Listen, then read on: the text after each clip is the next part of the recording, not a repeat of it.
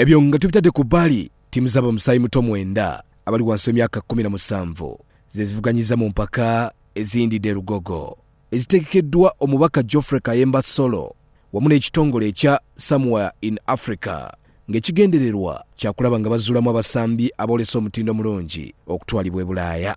Mu ba agent abazze kubaddeko ba agent ba clubs okuva mu ggwanga lya Belgium okuli Genk kw'ossa ne clubs endala wamu n'abavudde mu ttiimu ya Dynamo Zagreb mu ggwanga lya Croatia nga nabo batubuulidde bye balabye.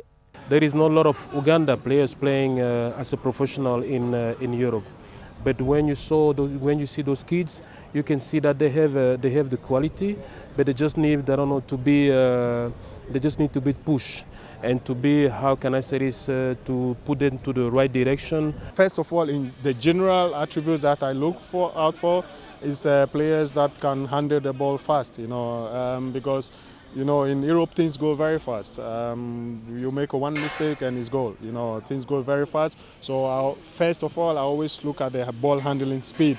Okusinziira ku mubaka Geoffrey Kayemba Solo, balonzeemu abaana 5 abayinza okutwalibwa e Bulaaya. Mbadde ngenda e Bulaaya eyo nga mbanyumiza ku basambi banna Uganda nga bambuuza nnyo musambi ki gosobola okuwaako reference kyono munna Uganda ali mu liigi bwete akola bulungi nga taliiwo.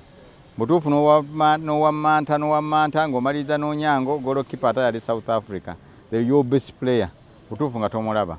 So kwe kusalawo ne tukkiriziganya bajje wano bo beerabireko ku kiri wano obuulyawo baddeyo nga bafunye perspective endala nga bakkiriza nti ebitone tubiina oba situbirina. Emphasis yaabwe esinze kubeera ku positional requirements nti omusambi kyalina okumanya mu position gy'asamba kiki kyalina okukola. Then ne game intelligence mu kisaawe bye twandiyise tactics nti waliwo bye basinga okwetaaga ng'omusambi alina omupiira kikyalina okukola nga talina mupiira kikyalina okukola, then ne intensity. Faluk Mia ye Munnayuganda yasembayo okusambira mu ggwanga lya Belgium era ebibuuzo bingi ebyebuuzibwa lwaki abasambi ba Uganda tebabotola kuzanyirako mu liigi 5 ezisinga amaanyi mu nsi.